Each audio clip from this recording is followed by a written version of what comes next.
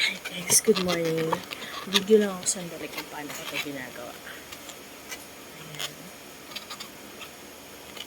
So, gawa ka lang ng maliit na bubble. And then, same size bubble. Ayan guys. Ito, twist.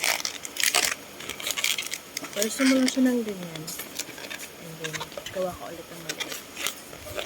And then, twist. Align mo lang siya dito.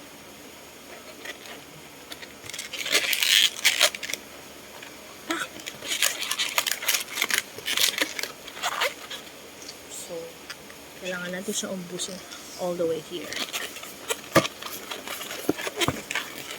Twist.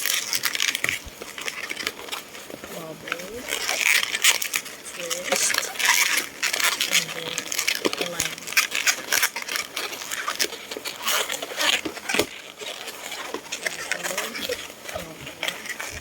Twist. Twist. So, itong sobra hindi na natin kailangan. We just cut this.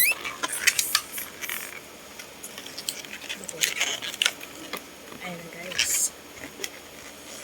Ang dagdag design ko sa arrangement. So, dito ko siya nilalagay. Ayan.